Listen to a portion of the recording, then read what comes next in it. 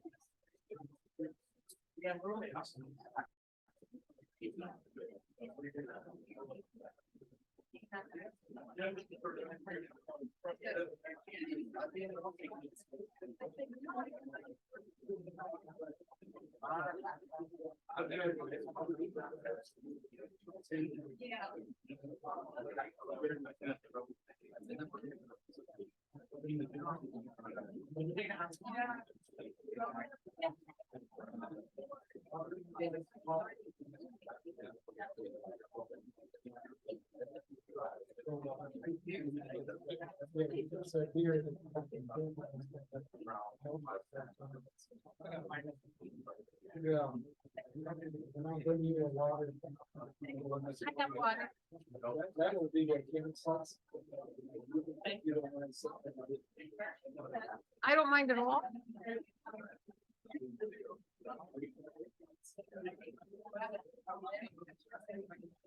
I know. I've always had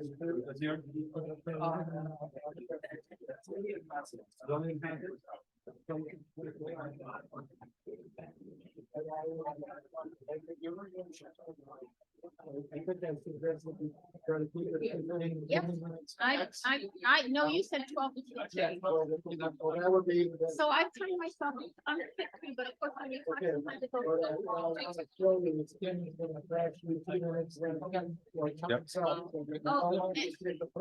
Thank you. Well, you want to put this? Well, I'm kidding, I'm kidding. Oh, that's right. Okay. So I would submit it there, and so I can run it from the podium, right? Yeah. Yes.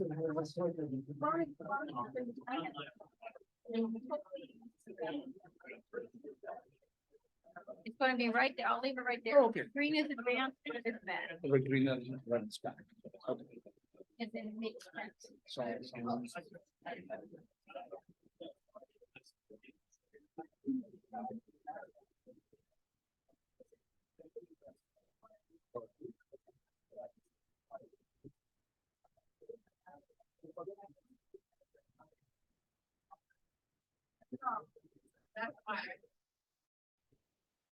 You got time. Okay. But And I just want to make sure when he's ready to go, you're ready. Okay, Yeah. cool. Great, thank you. Yep. So it's Aka, right? Is the Oka is the second one? Yeah. Is that right? Here.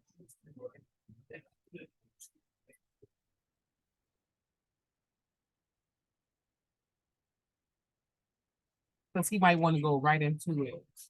Well, yeah, you probably want this thing up, so he doesn't get nervous, but yeah. And this blue one is Margaret's, right? Yeah. Yeah. that's Okay, the great. first one, yeah. Okay. Great, thank you. Yep. Good afternoon, can you hear me okay? Oh boy. We're going to resume our conference today. Before we do that, I'm going to introduce myself. My name is Kenneth Kincaid. I'm an associate professor of history. I teach Latin American history as well as global history, and I have a class here, Latin American Revolution. So if you're into Latin American Revolution, raise your hand. Okay, great. I'm also a member of our Center for Global Studies. We were introduced earlier today. And so I'm just going to let you know a little bit about the center. We are a group of faculty that believe that our university should promote different activities and programs that deal with global issues as well as national issues, domestic issues that resonate globally.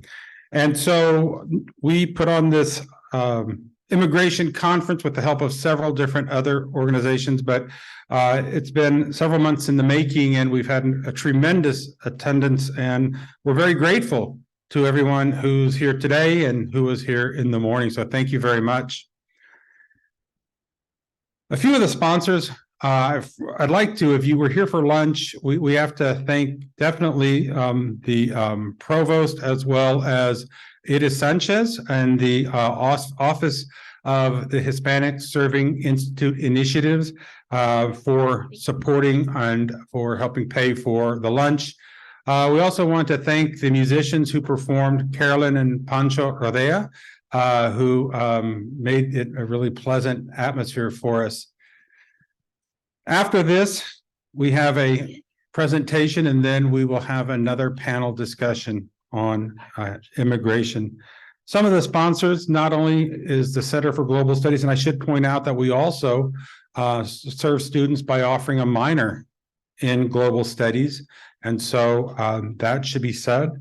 We have Burke Costanza and Carberry Attorneys, Companion Community Development Alternative, Comprehensive Immigration, Reform Now, Chicago Religious Network on Latin America, Nuestra Comunidad, and that is WLTH Radio, and then, as I've mentioned, Purdue University Northwest. The Center for Global Studies is also presenting and hosting a presentation, War in the Ukraine, How It Started, How It Ended, and that is October 26th, 11 o'clock. It's on a Thursday. And I believe that's in Porter 119. If not, it'll be clarified later. So let's go ahead and start with our presentation this afternoon. Our first speaker is Margaret Power. She's a professor of history emerita from the Illinois Institute of Technology. Dr. Power is an author or co-editor of 7 books, including Right-Wing Women in Chile, Feminine Power, The Struggle Against Allende, which was translated into Spanish and published by the National Library of Chile. She recently published Solidarity Across Americas, the Puerto Rican Nationalist Party and Anti-Imperialism. She has co-edited 2 books on the right, from conservatives to extremist right-wing women around the world, and new perspectives on the transnational right, and one on the left, transnational communism across the Americas. You can't, so we've used her works in our class, and students are always really appreciative at her nuanced and broad perspective. She's also published dozens of articles and chapters. Dr. Power is currently president of the board of directors of the Puerto Rican Cultural Center in Chicago and co-chair of Historians for Peace and Democracy. During the 80s, she opposed U.S. intervention in Central America and led the Woman to Woman campaign, which raised money for women's organizations in Nicaragua and El Salvador. So without further ado, I'd like to present Dr. Margaret Power.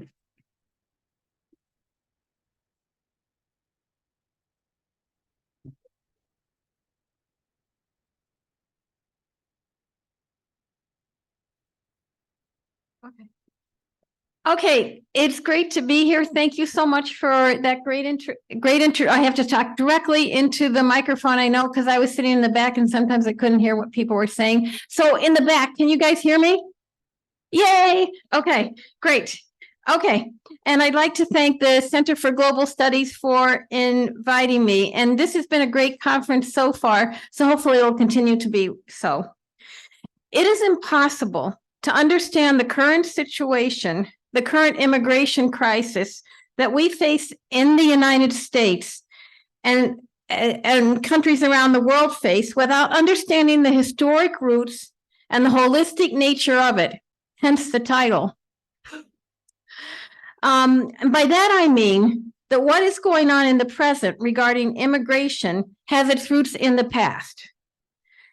And our understanding needs to be holistic in the sense that what happens in one country or region is connected to and has consequences in other countries and regions. And meaning we can't just think of ourselves as isolated bodies in any way, shape, or form. I'm going to begin with one example of what I mean, which I believe serves as a microcosm for the current global immigrant crisis, although of course each situation is unique. Okay, I just pressed the little thing. The slide is supposed to come and it did not. I have to aim it. Where do I aim it? That way. No. That way. Yeah. Did I do that or did you do that, just I did. Okay, we're good. Okay. As of July 2014, some 50,000 children, mainly from Central America, arrived at our southern border with Mexico, which was nearly double the number that had sought refuge. Why did that happen?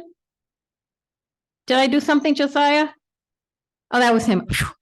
Okay. Okay. That had arrived the previous year. These are we'll just ignore all that stuff and pay attention to the main picture. These are a number of children who are rounded up and put in the back of a U.S. Border Patrol van. The number of children with mothers, no. Okay, which way do I aim? Yoo-hoo, Josiah. Oh boy, that was really not the right way. Other people didn't seem to have problems with this. What am I suggesting about myself? Okay, you know the 15 minutes I have, we cannot count these technical errors as part of that. Okay, so, huh?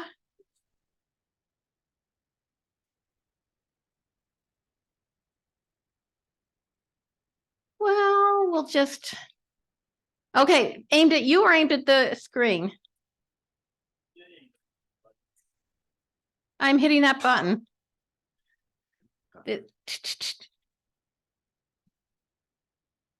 I have really good slides, so I'm not giving up. Would coming up here do anything? Would me coming there do anything? Okay. All right. Everybody think of this as a 30. Okay. Now, where do you want me to point it? What if I just say what if I just say advance? Okay, advance.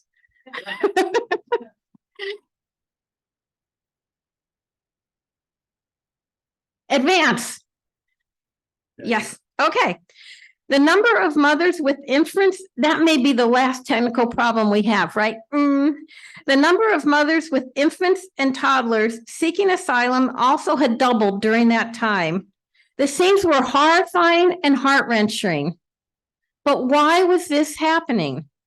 The most immediate answer was that these children were fleeing for their lives, escaping the horrible violence and the gangs that dominated their communities and threatened their families and their futures and their lives. But we can't leave it at that. Instead, we need to go deeper and ask, why were gangs, specifically the Mara Salvatrucha, were wreaking such havoc that little children, some as young as 4 or 5, and I think all of us know 4 or 5 years old. Can you imagine a 4 or 5-year-old leaving their home in El Salvador or Honduras or Guatemala and coming all the way up through Mexico? It's just horrifying. Why did they feel compelled to make the treacherous trek northward alone with siblings or friends or sometimes with their family? The answer lies in the 1970s and the 1980s and the struggles that were then sweeping Central America. Advance. Briefly, guerrilla forces in all 3 countries, Nicaragua, El Salvador, and Guatemala, were fighting to end the rule of dictators and the oligarchy. Advance. I really like saying that, I must admit. The rich minorities that had ruled their nations and exploited and impoverished the majority of the population who were forced to work. You can see the contrast between the oligarchies and the majority of the population. The majority of the population were forced to work for long, advanced, grueling hours in difficult conditions for very little pay, with absolutely no benefits, no sick time, no vacation, no nothing, and sometimes not even any pay. Advance. The United States government, most unfortunately, sided with the wealthy and the dictators, as it always did in Latin America, and armed and trained the militaries of Nicaragua and El Salvador so they could wage war against their own people, which is not what armies are supposed to do. Advance. I will now zero in on El Salvador. During the 1980s, the United States gave the Salvadorian military $4 billion, which would roughly be $15 billion in today's currency. And so I broke that down, if my math is correct, to $410,000 a day. This is, although you can't see him, right behind my face is Casper Weinberger, who was Secretary of State, or yeah, I think so. Sorry, I forgot that one. And the Salvadorian General Vides Casanova. This money did not go to build schools, health clinics, or roads. It went to bomb and destroy them. Advance. The warfare caused thousands of Salvadorians, roughly 500,000 of them, to flee the country, come to the United States. Most of them settled in Los Angeles. They were not welcomed into the United States with houses, jobs, training, English classes, medical or psychological care, because most of those who fled, they were not given anything that would allow them to thrive in an industrialized society. Most of those who fled were peasant families, that is, people who lacked the skills needed to obtain good paying jobs in an industrialized society. They took whatever menial jobs they could get. As a result of that, kids who did come with their families, and this was in the 80s, they were more likely to come with their families. Both of their parents often were away from home working. As a result, the kids were left on their own in what to them was a totally alien society. As a result, they formed gangs, and the gangs, in a sense, became the families that they didn't have because their parents had to work in these terrible, lousy, menial jobs. Next, advance, I mean. One of the main gangs that emerged from this inhospitable environment was the Mara Salvatrucha, or the M13. It began in Los Angeles in the 1980s among the immigrant kids and served originally to protect them from other gangs. When the war in El Salvador ended in 1992, the U.S. government began deporting these gang members, the Mara Salvatrucha, back to El Salvador. Well, these kids had been gone for 10, 12 years. Many of them did not really speak Spanish. They didn't have any ties. They were unceremoniously dumped. As a result, the deportees regrouped and formed the Mara Salvatrucha in El Salvador. It took roots and spread throughout El Salvador, and today it operates across all of Central America and, in a very ironic twist, in the United States and even in Canada. Advance. One reason the M13 is so strong is that the gang forcibly recruits young children, basically telling them, you join us or we kill you and your family. Once a child is in the gang, it grows up in the gang, and other paths to survival are effectively foreclosed. Further, once they are in a gang, it is incredibly difficult, if not impossible, to get out. And that is a key reason why so many children fled and are fleeing Central America. They don't want to be in the gang. They want to live. It's as simple and as sad as that. Although the story of El Salvador is specific to one country, I think we can draw some relevant lessons from it to understand the global immigrant crisis we face. An immoral and inhumane policy from 40 years ago, such as the United States government, which spent billions of dollars to destroy in El Salvador, arming the Salvadorian military to wage war against its own population, has damaging consequences both then and now.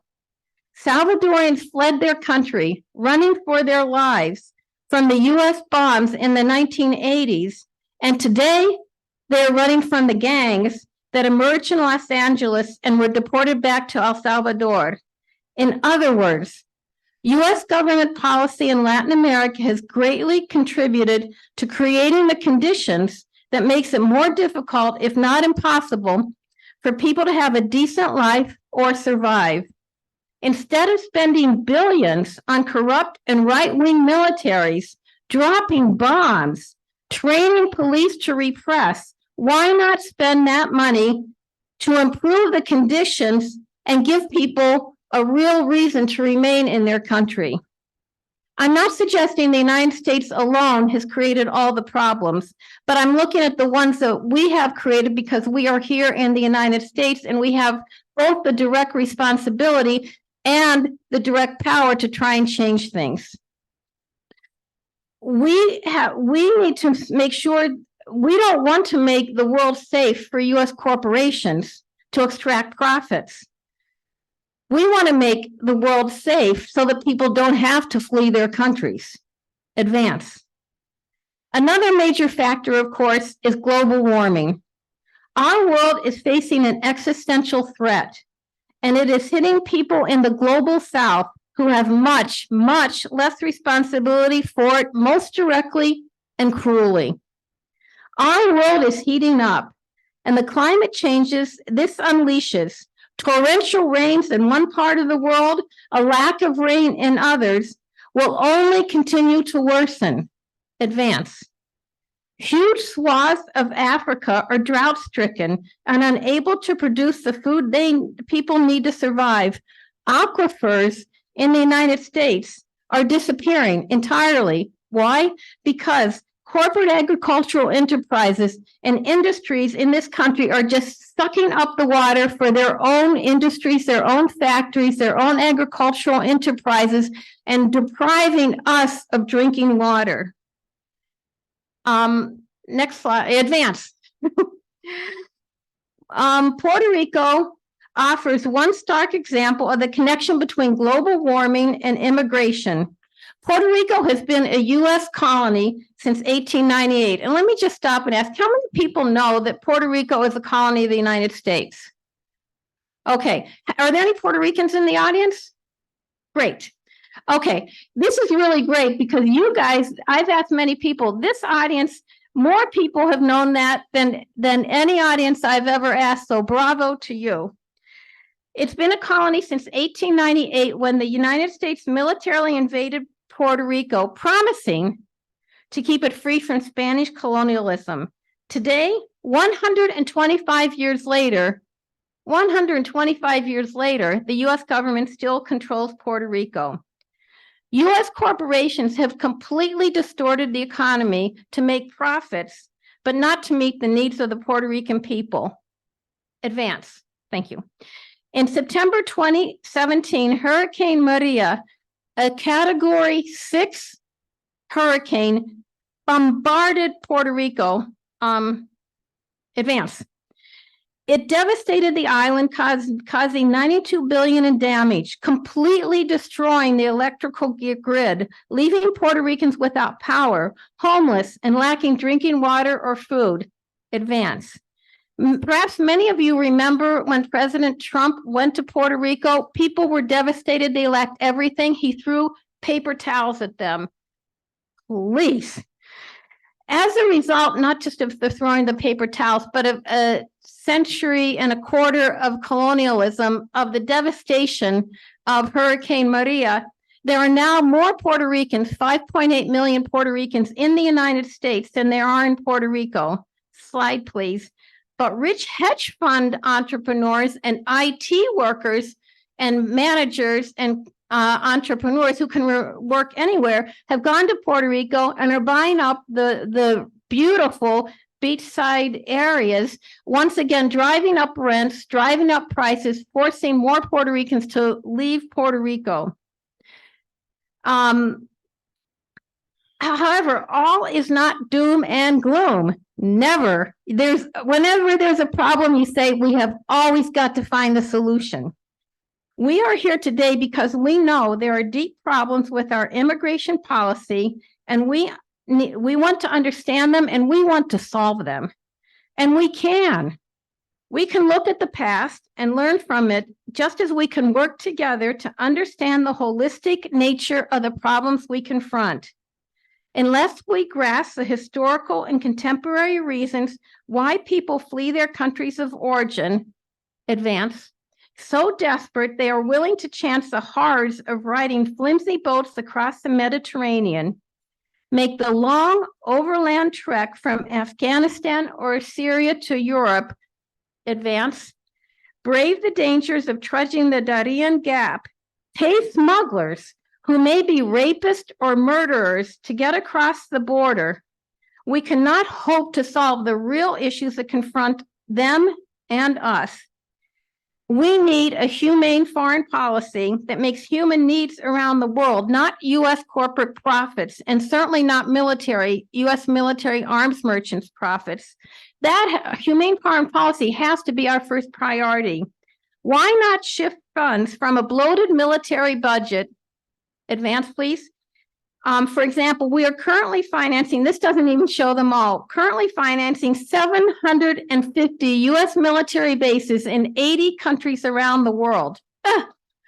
Why not shift the money from that to our needs in this country? And we know there are plenty of them. Channel it into life-sustaining programs that make it possible, even desirable, for people to stay and thrive in their own countries. War and militarism seldom solve problems. Okay, World War II, yes, I think they did. But generally, no. We need to massively invest in green energy so we can begin to bring down the carbon emissions that are causing our world to burst into flames. Advance. Where even as I talk right now, although we don't talk about it or hear about it, more than 1,000 fires are raging in Canada right now. This was the hottest summer on record, and next summer, next fall, next winter, and next spring will be even hotter. These temperatures are causing glaciers to melt, oceans to rise, agricultural land to lose its capacity to produce, and people to fight each other for the scarcer water, okay, and productive land they need to survive, which of course, oh, I'm doing great. Okay, I'll just sort of slow myself down. I only have 2 more sentences, though, but really slow. Okay, and they need to survive, which of course pushes them to join the 281 million migrants who abandoned their homes in 2020 in search of a place they could survive. We must act now, and we must act together to change this and make the world a safe place for all. Thank you.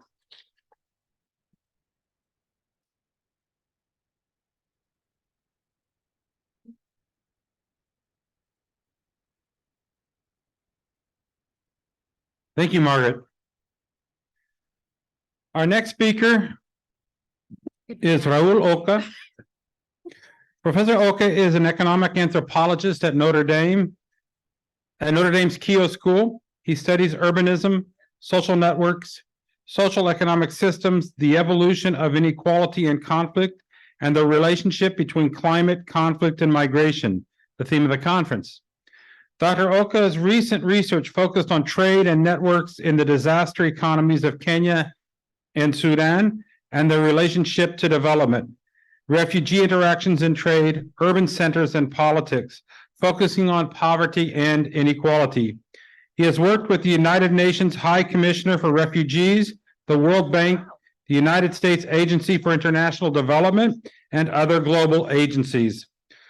Dr. Oca is co-author of the World Bank and UNHCR reports on refugee impacts and has edited 2 special issues of Economic Anthropology on the social economies of greed and convenience. He is the author of many book chapters and journal articles, including on climate, conflict, and migration. Dr. Oca holds a BA from Lawrence University and a PhD from the University of Illinois, Chicago. So I present to you Dr. Oca.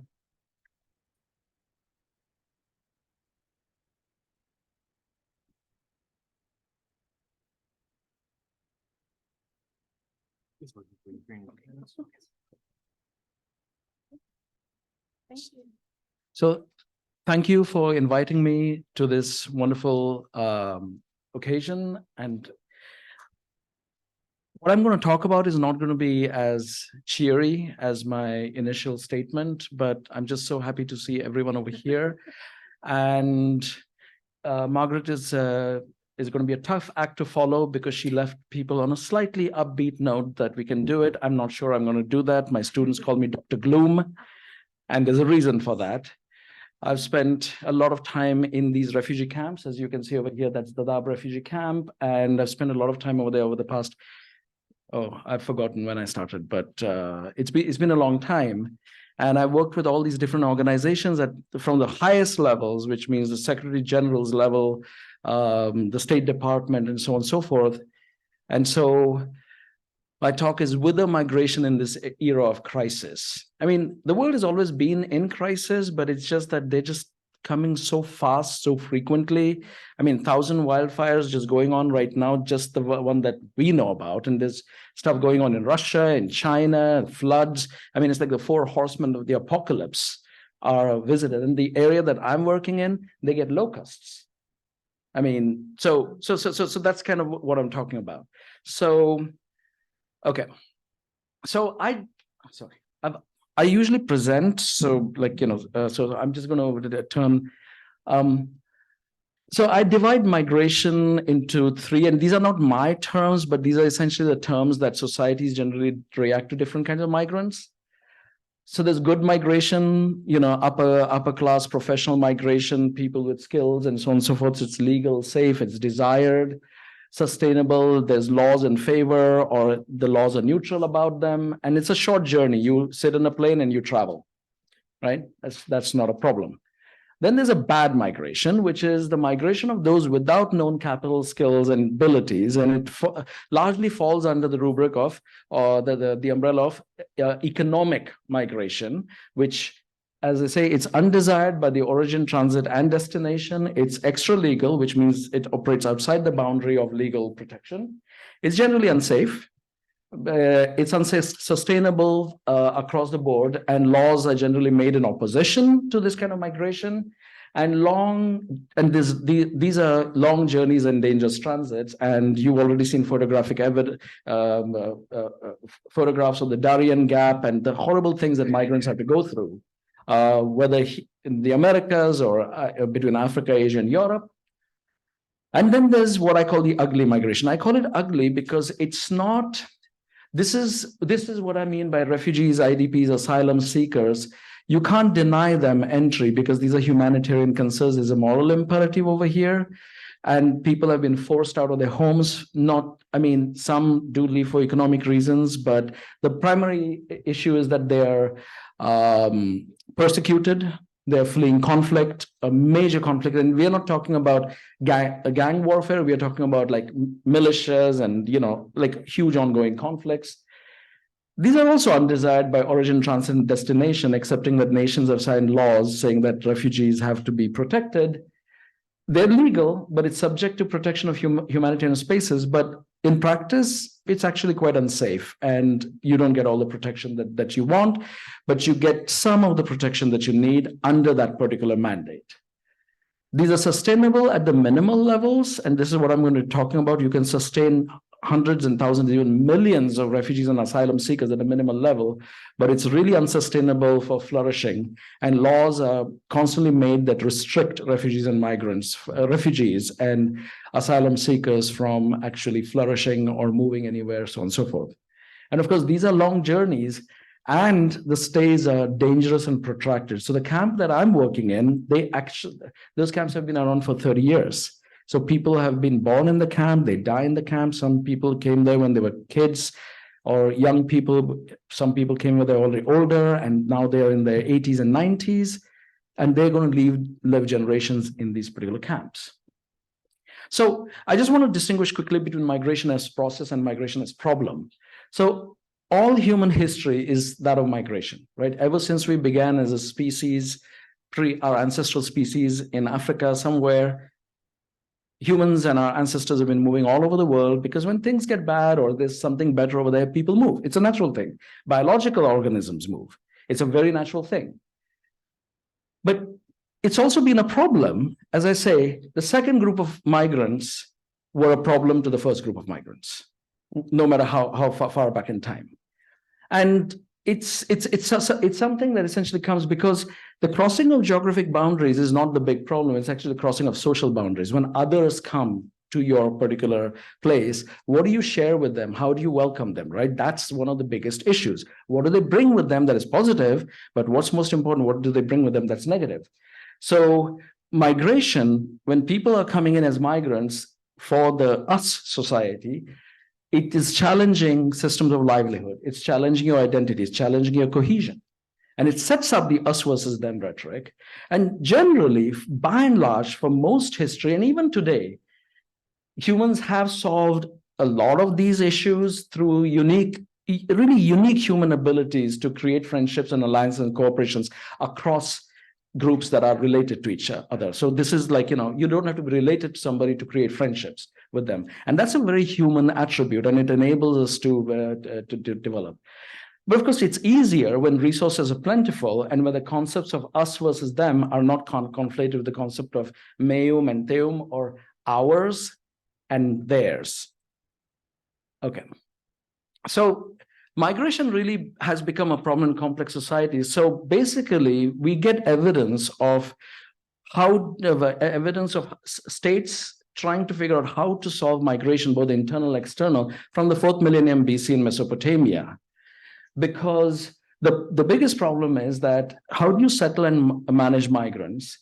How do you allocate resources under the constraints of your own particular system? Because more migrants mean that, and migrants when come in, they're not producing agriculture, they're not producing anything, at least in the interim, people need resources. How do you allocate those? And there's of course security concerns because people are bringing new ideas, dangerous ideas even, ideas that destabilize your status quo. So what happens is that the moral considerations of letting migrants in is set against political, economic, social, and cultural realities, agendas, and motivations. Sometimes some people might want migrants because if migrants come in, they become citizens, they're a voting bloc. These are not trivial concerns. These are concerns that are actually raised in political discourse when we're talking about migration, migrants, refugees, so on and so forth. And right now, I mean, we are talking 4th millennium BC when states occupied a very, until about 1,000 or so years ago, or even 500 years ago, states occupied a very small proportion of the globe. Right now, every part of the viable part of the globe is occupied by a nation state, right? Every piece of territory. And what do states do? States have to control their borders because the basic definition of a state is they are a political territorial unit that has power of life and death over everyone within that unit. So this is where migration essentially moves from being just a process to being a problem. And it's what is called a wicked problem.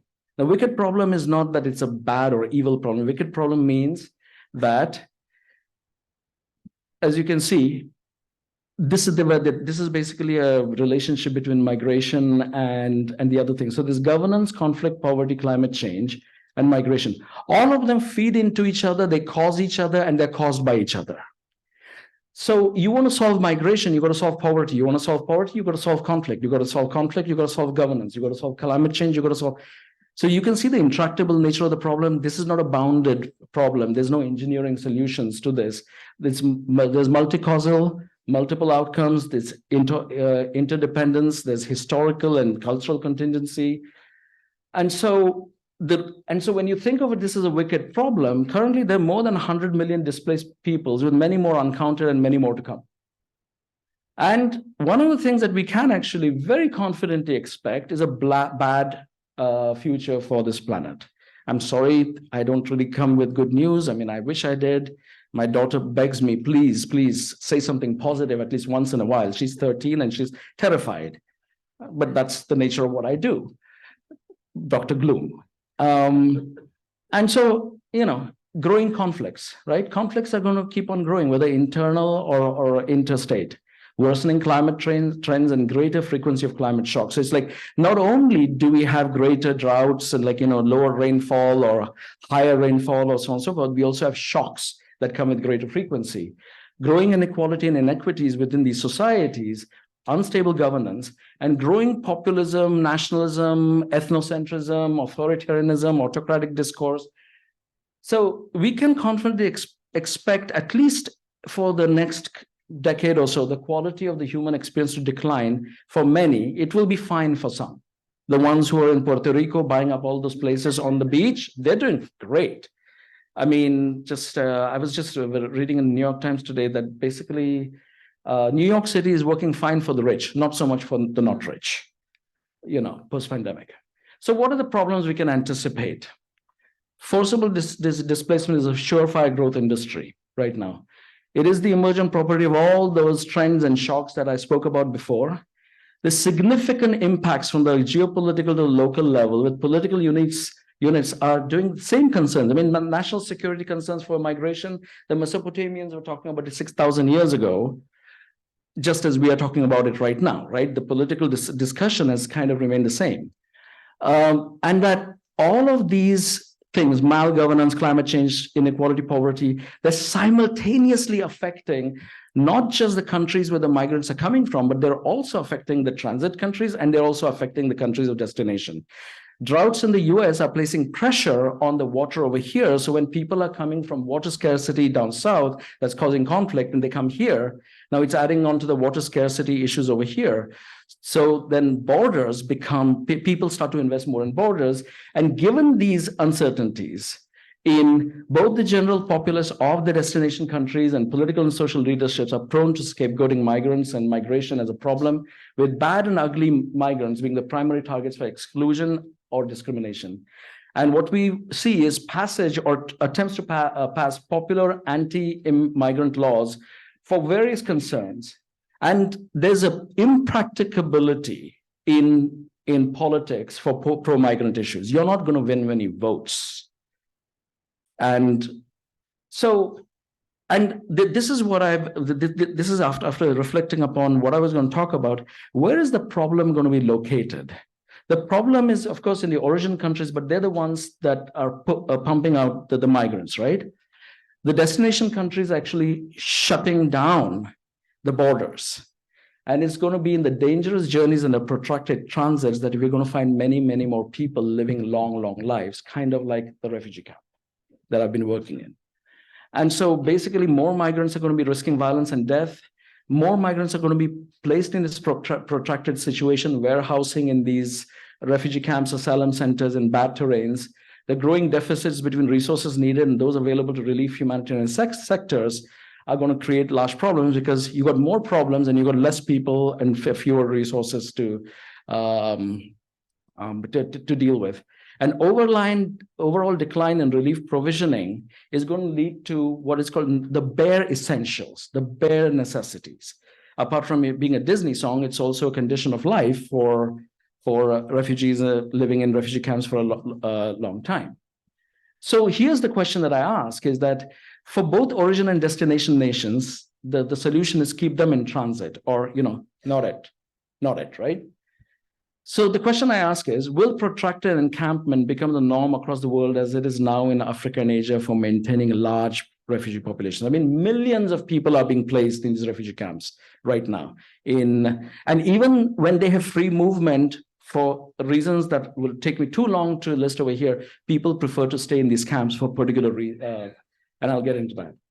So if this is going to be the case, what can we expect for the asylum centers along the migration corridors in the Americas? Because the asylum centers are a relatively new animal, and just like refugee camps were a relatively new animal back in the 50, 60 years ago in Africa, Asia, and Europe. So here I'm just going to very quickly talk about a case from Kenya. So basically, those are the camps over there. So that's Kakuma and Kolobei over here. There's Dadaab refugee camp over here. This is Somalia, this is Ethiopia, there's South Sudan here, and this is Uganda. These places are where I've spent a lot of my time doing research. These are extremely arid landscapes. There's very little water, impoverished and marginalized host communities. And the refugees who come here are essentially fleeing war, persecution. I mean, their stories of genocide survival are something that give me nightmares, and I wish I could unsee, unremember, unhear the things that I've done. I've done the things that I've actually witnessed, but some come seeking economic opportunities, and they proclaim themselves as refugees, but it's actually a very small group. These are people who were displaced forcibly. And yet these places are also multi-million-dollar economic complexes built on commerce, relief, and subsistence economies. A success story of a few, like the refugee millionaire, it hides tremendous inequalities and inequity and violence, but these are complex systems. And this is, I just wanted to just give you a brief thing of so I've been doing work in this particular region from 2007 onwards. And so so these are some of the projects that I did, and I'm not showing them to show that basically living and working in this camp, and also in Serbia, in Thailand, in Uganda, in the Philippines, and a lot of places where I've actually done consulting work with the different organizations. It's kind of made me a little bit jaded about this, which is why instead of trying to change policy, I just want to do research on how can we actually make lives that already exist better, because that big world of policy is actually so much beyond my ability to even move, because even if I have a great idea, it's going to be killed up there. Political expediency, and of course, nobody's going to back the good and the suffering, excepting the media if it makes them money, but people are going to back the rich and the powerful because they make them money. It's a sad state of affairs, but so this is basically an iceberg model that I developed that essentially shows these are the problems that you see on top. These are the problems that are actually going on. So basically, when Dr. Power was talking about the long history, this is the long history, right, of the issues that are facing the refugees and the host communities in these particular areas. So if you go in there saying, I want to solve poverty, you have to address all of these particular issues. If you don't, it's, I mean, if you don't, the problems are going to keep on coming back. Just speaking about famine, these are all the famines that have happened in just that area in Turkana from 1950 onwards. And when I say famine, I mean people starving, people eating sand, people trying to sell their children, people basically eating sawdust and so on and so forth. This is like the stuff that you essentially see in Pearl Buck or like some of those old documentaries, right? And this is only till 2008. When since I've been there, there's been a famine or drought in all of these particular years. And most neighboring countries around this camp are on the World Food Program vulnerable list right now. Somalia, South Sudan, Ethiopia, and all those refugees essentially come into Kenya, and these places are also undergoing drought.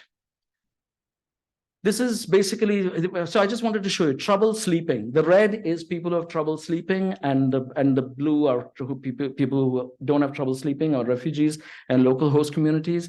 Now, a lot of you are young, so you can pull all-nighters and you're okay. Ever since I turned 30, I can't do that anymore. Now, basically, can you imagine not being able to sleep well for 30 years? And then having feelings of despair. So the negative feelings, I mean, you just get in and get into the day, get out of the day, and you're constantly feeling despair. Okay. All right. So I've created this model. If you ever want to talk to me about this particular model, but basically the idea is that if you come in with low social capital, you're going to remain poor because everything is arrayed against you because of the PTSD, the mental issues, and so on and so forth. If you come in with high social capital into this place, you're going to be fine. And so basically what we realized was that relief keeps the bulk of the refugees and by extension local host communities just a survival level. And is this as good as it's ever going to get? Perhaps, but at the very least, millions of people living in these humanitarian spaces, they might not flourish. Their lives might be very hard. But a combination of economic strategies based on relief, commerce, and trade have enabled survival, hope, and even dreams of a better life in relative stability. Now, all of this is relative. I would not recommend this life for anybody, but if the chance is death or the unstable asylum centers where there's no protection, the refugee camp, you can still live, laugh, you can plan things. I mean, like there are people who live lives over there and not just the wealthy. So applying these to the Americas, the worsening conditions of all of these within South and Central America have led to huge surges in northward migration, as we know. And these have been exacerbated by migrants from Europe, Asia, and Africa who are seeking alternative routes, who have been fed through the American corridor. As countries of the financing of these migrations is a complex endeavor, and as countries of destination close their borders and insist that transit countries down the line keep migrants from proceeding further north, a multi-million-dollar industry has evolved. For example, along the Darien Gap, a backpack costs $500, right? A coconut costs $50. And the people who are charging these are not wealthy people. The people who are charging these are basically poor indigenous communities or peasant communities who are also trying to make a living. So basically, what has happened is that the price gouging, the criminal activities, and the migrants are essentially placed in constant opposition. So what it's created is sort of like the Wild West, where there's no regulation of these transit centers, these asylum communities, and everything like that. So they're going to become permanent, but with high turnover of residents, low resources, and no protection. So what I'm saying is that this might be as good as it's going to get. Migration is not a problem that can be solved because there's too many variables, there's too many contingent factors, and depending on the goodwill of our governments is not something I'd bet my yearly salary on. However, the unpopularity of migration reform laws that do not focus on exclusion punishment will remain that migration remains large in the extra-legal world with minimal protections. So can we actually flip this around? Means that instead of the transit centers that have become that will become permanent and remaining dangerous sanctuaries because those are not refugees, we might want to change the idea of a refugee, that basically migrants who are in these centers get UN protection. It's sanctioned as a formal humanitarian space. Even though the accountability is not the best in these particular places, it's better than other areas. And I speak about this from people who have lived in these camps in inhospitable conditions for 30 years and who managed to actually eke out lives, knowing that they're not wanted in their home country, they're not wanted in the countries that actually Michel Agier called them the undesirables, right? And so basically, even though this is a controversial idea, if we can enable survival amidst relative stability and enable people to dream, to have just a life where they can go day to day without constantly being attacked, constantly being robbed, constantly being murdered, it has some benefits. It's cost effective because that's the bare minimum that the world will give to people that they don't want. So we can pat ourselves on the back and say, we've done our moral duty. They're surviving. They're okay. But it's actually quite cost effective because you're maintaining millions of people on very, very little money. And you're not going to get any more from the voters because they're not going to care. All those issues that were brought out earlier are going to be a problem. It does boost local economies. Our studies actually show that local economies are boosted when migrants come in. And across the world, refugee camps actually show that they're successful. When I say successful, I hate the idea of seeing a refugee camp as a solution because I've lived in those, and those are not places I would like to live in, but as a stopgap measure, because we can want to change the laws, we can want to do everything around us. But the biggest problem is that while all those things are taking place, people are dying on the ground, right? People are dying on the ground, and what do we do at the here and now? Okay, so as I said, migration is not going away. It's a disruptive force, but it's a creatively disruptive force. This nation actually benefits from migration so much that you cannot imagine, right? It's a human face of our wrong direction in our relationship with our home. And I'm borrowing from Pope Francis when he says that we've just taken a wrong turn. The eternal hope that better lives with dignity exists beyond the journeys of risk and death. And this is what migration really is. People will risk death to get to a better life because it's better than the one that they just left. And it's a human problem ultimately. And it offers the best and worst of human thoughts and actions. So thank you very much. Thank you.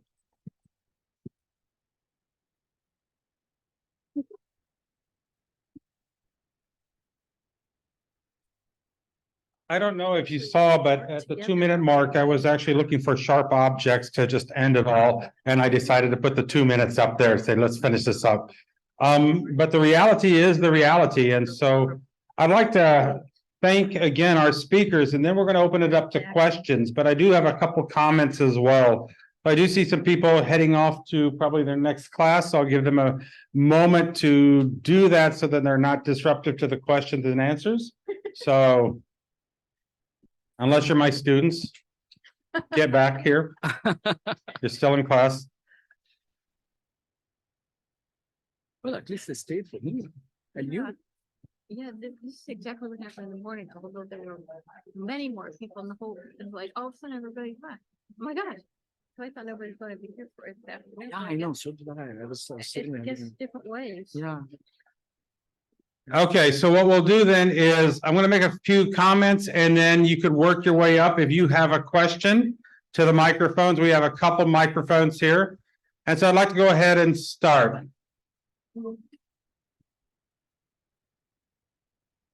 I know instead of giving students credit for attending, we should give students credit for questions that they pose. Exactly. And take attendance at the end of the session. Or take attendance at the end. That's the ticket. All right, but we still have many people here that might have questions or that would like to hear a little bit more. So it occurred to me when I was listening to this, a term that Aviva Chomsky used, which was global apartheid, that apartheid existed in South Africa, but we're living in a time of global apartheid today. And I'd like to know if you had thought of viewing it that way, or if it's just one characteristic of the world that we live in. That was one thought I had. I had another one, and it was a little bit more upbeat, is how students and citizens should act on this information. Because the information that you gave us was powerful. And I know that most of our students and our citizens want to do more, or that want to find out what they can do, or what they can share with their families, or friends about these concerns. The issue of where immigration should be in terms of policy, I think is a powerful one, because we oftentimes use immigration as just one of several different issues that we're concerned about. But it seems like from today, it should be the issue because of how it affects us, but how it affects the world. And so I'm wondering if that has to be one of the things that we focus on as well, is making immigration as well as environmental concerns the issues. These are just a few things that occurred to me. There are so many more, but I don't want to have my interests and my questions occupy all. But if you wanted to say a few things about just some of the things I thought about or brought up, that'd be great. Or if not, maybe we can just go to the questions. It takes a bunch of questions. Yeah, Let's go to questions and then answer yours with the questions. Perfect. So I heard earlier that you couldn't hear people in the back with the microphone, so I think, what was our decision? Either we repeat it or try turning it around and see if that works. Can you hear me in the back? Can you hear me in the back? I actually don't know anything about the global apartheid. I'm stalling for time a little bit there. It just doesn't seem to fit. I know. Apartheid to me is a political system. There we go. I mean, it's All right. discrimination, but So, Yeah, questions? Chomsky's very glib. yeah. No, it was Aviva, his daughter, who said that. His daughter. She's All right, so this question goes directly to Dr. Oka. Good. So you proposed as a potential solution to a lot of these, encampments, that they be designated under UN protection for increased stability and security. You had an additional point earlier in the presentation about a lack of political willpower and resourcing from a lot of these destination nations. Given that the United Nations is represented by and generally considered affiliated with a lot of said destination nations, how do you see that circle getting squared, so to speak? I don't mean to be too forward. I was just curious what your thoughts were on that. That's a fantastic question, actually. Oh, can you hear me now? Okay, yeah. Oh, yeah, I'll should I go there? Yeah.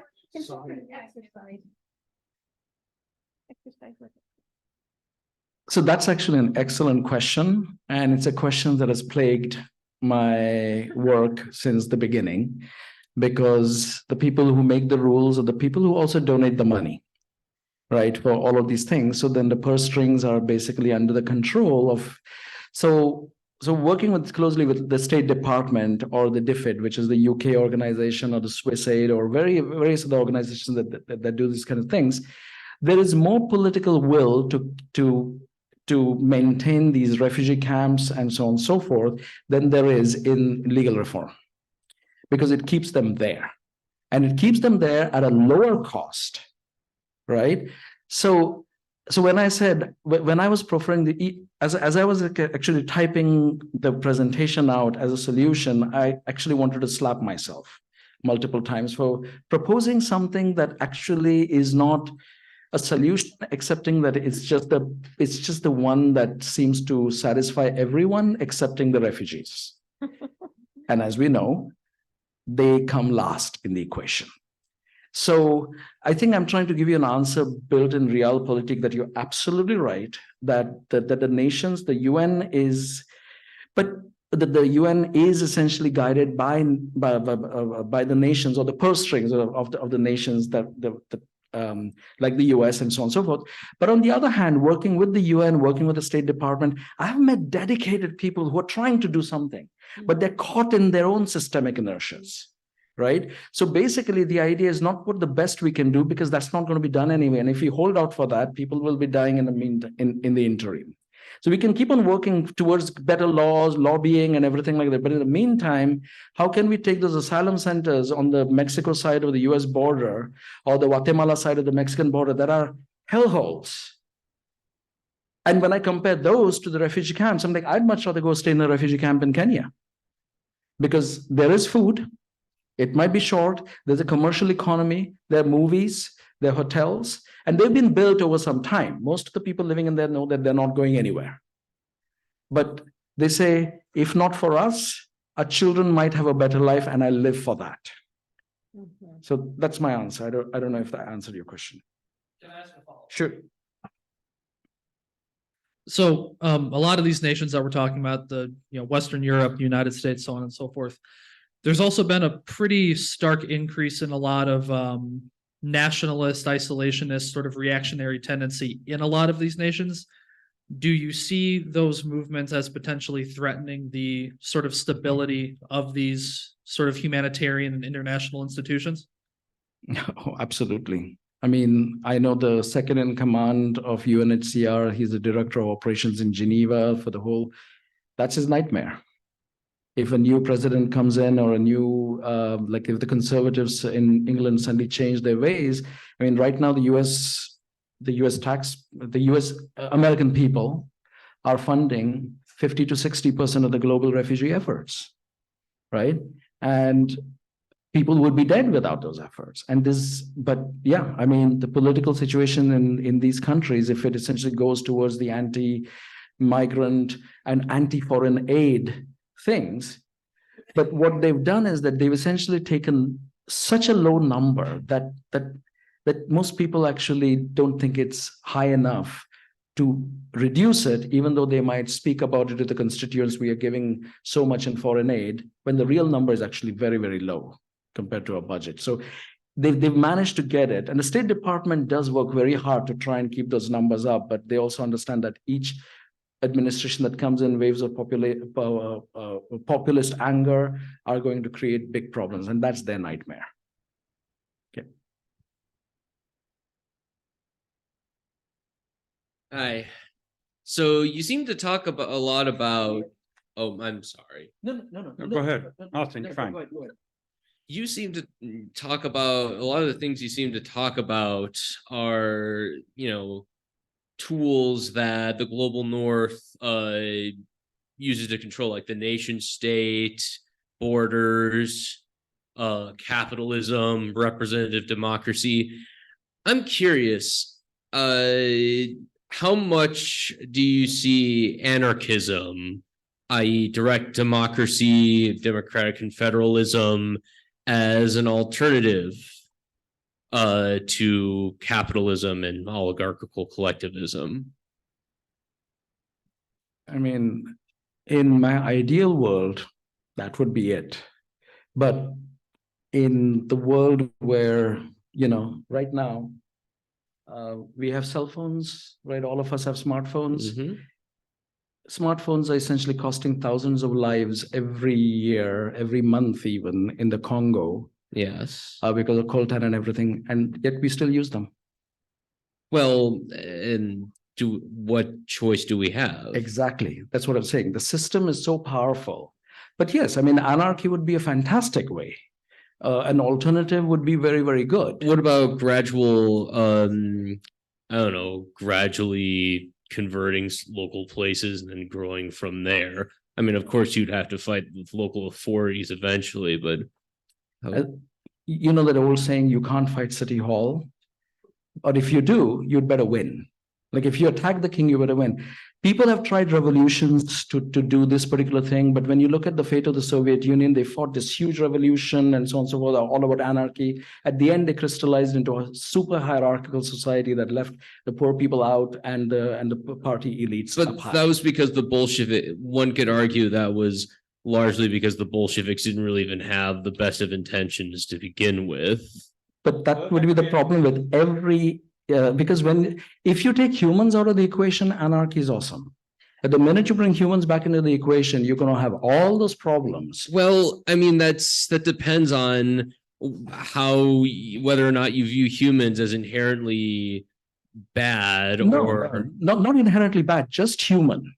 We have a differential ideas, agendas, motivations, upbringings, and those variations are going to create differences. And those differences are not always going to be solved through consensus. The more people you're going to have in your particular group, the more problems you're going to have. This is what the studies of collectives and groups have actually shown, that even if they do well for a little bit of time, they usually have a time of death on them. So, I mean, I would love it if that had happened. But as I said, maybe in a society where there were no humans, that would be awesome. So let me ask you a question, Austin. I appreciate your comments. It's a good one. As we look at these refugee centers, and the fact that they have existed for so long, how do people see themselves in terms of their voice in how things are governed or the rules that are in these refugee centers? And to what extent do people start thinking about, are we independent? I mean, are we taking steps to being nation? Are we taking steps to some type of autonomous government within the refugees? I mean, that's another great question. And the problem there is that refugees being stateless are subject to both UN and the host country legal systems. So they're not meant to be political actors, excepting within the camp. So they have their own governance systems and so on and so forth, their own leaderships and everything. But the whole idea is you're going to stay here until things get better for you to go back or you go elsewhere. But since only 0.7% of refugees are ever resettled and even fewer want to go back, so we're kind of stuck with the issue that these are large populations that are only going to live static lives. There is political movements and so on and so forth, but at the end, people are like, oh, I need food. Yeah.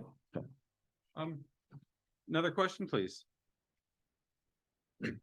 I actually have two questions. One for Dr. Oka, and so to which the first is you showed us a slide of an iceberg of problems.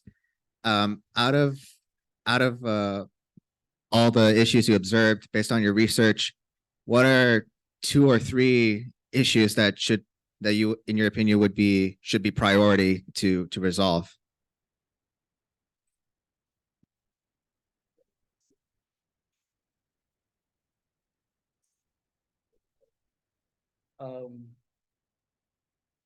I mean, one of the reasons I brought up the iceberg model was to actually show how interconnected these issues are.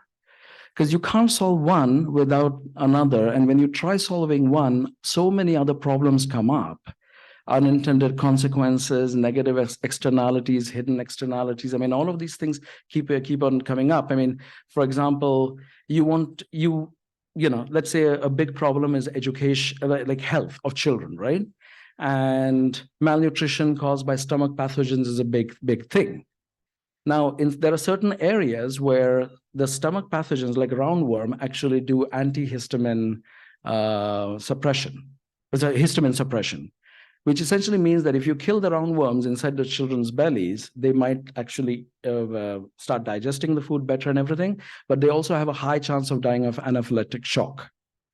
So then you have to, because the parasites are co-evolving with their host to keep the host alive. And one of the ways that you're kept alive. So there's actually numerous studies that show that a solution here might actually cause unrelated problems over there. So, and this is the problem. I mean, here's the thing, working with USAID, they know this. But like, that old story about the man who's searching for a ring underneath a lamp, like a lamppost, a lit lamppost, and somebody comes to him and says, what are you searching for? My ring. Did you lose it here? No, I lost it over there in the dark. And why are you searching for it over here? Because it's light over here. People do what they do because they've done it before.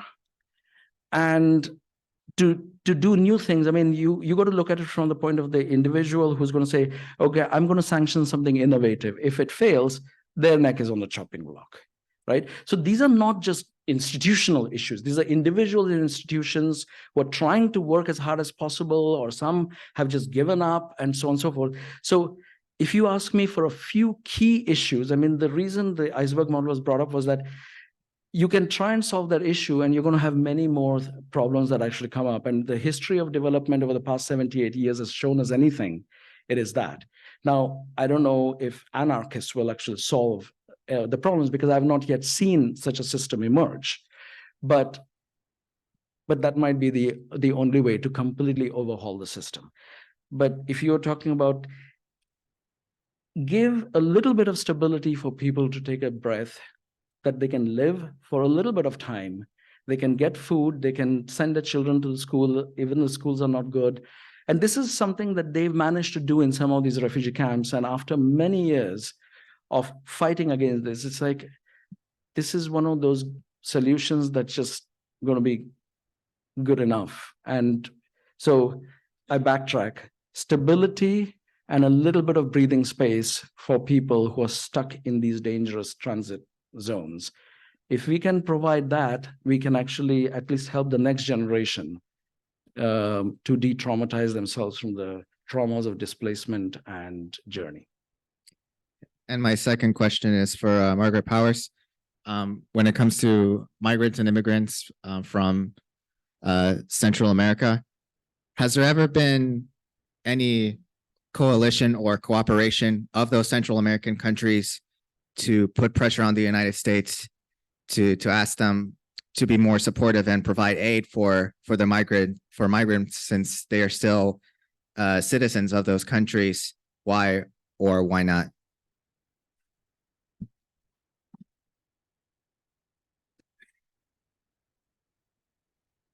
Unfortunately, the short answer is no.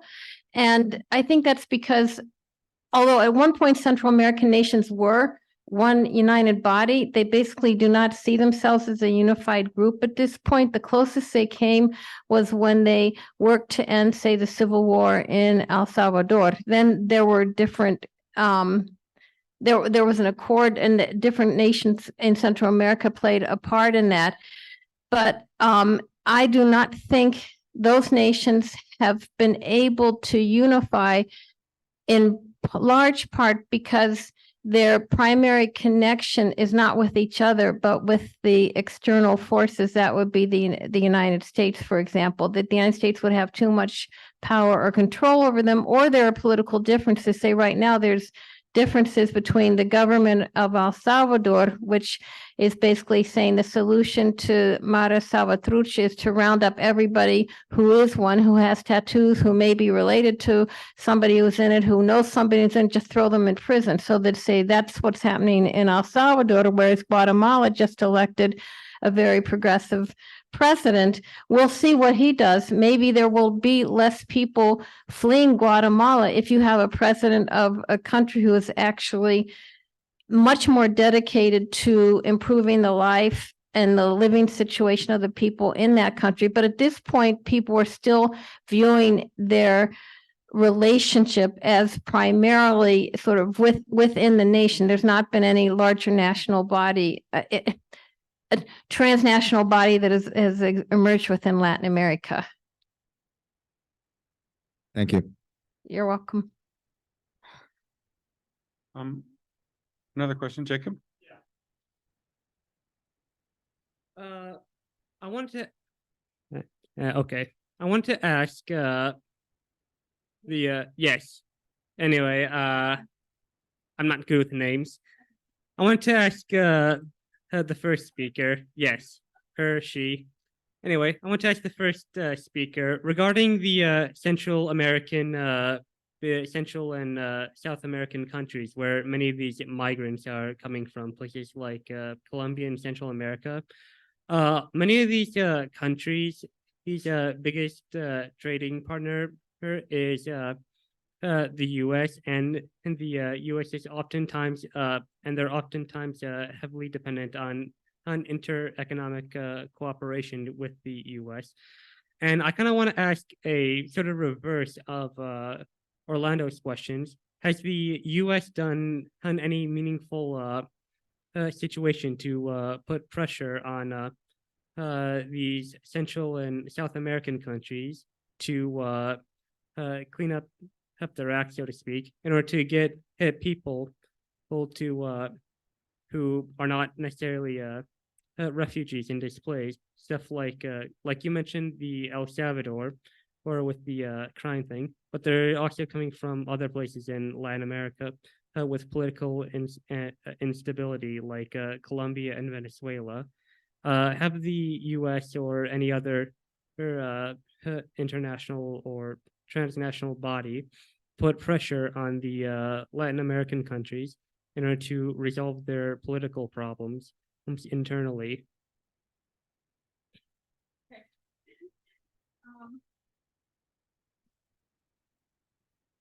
Well, actually, I think the United States is one of the causes of the internal political problems. So I don't think the United States is it's currently constituted is capable of actually putting pressure on that would have a productive outcome. I'm just going to mention Chile because it's the 50th anniversary of the military coup in Chile that overthrew the democratically elected government of Salvador Allende. And there was a government that was actually working very steadily to improve the living condition of the population. Unfortunately for it, but totally understandably, what the government did was it nationalized Chile's copper holdings, which had been controlled by the United States, and it nationalized the ITT, the international version of AT&T, the phone company. This set the United States working against the Chilean government to undermine it and then to support the military and the right wing and actually the Christian Democrats in Chile that opposed it.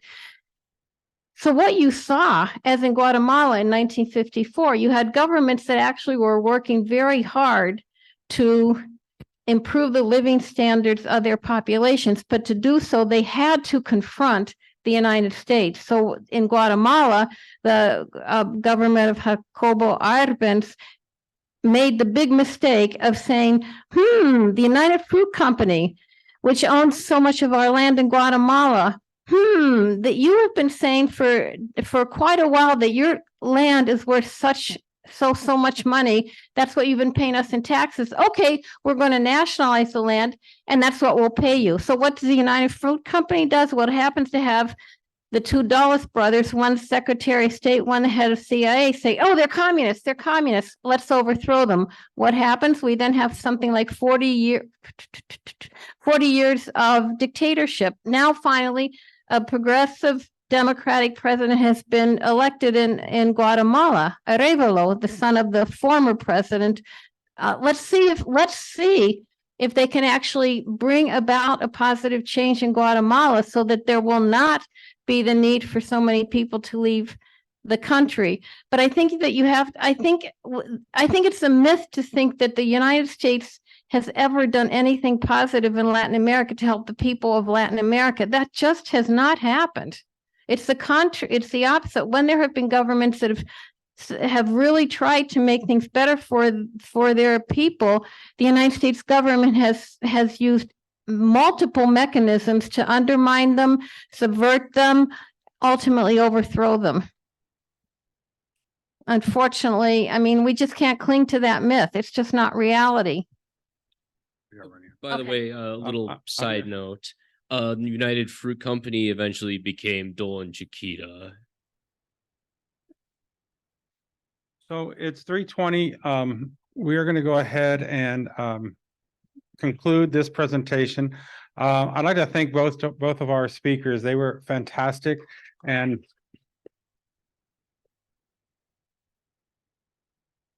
so was the audience.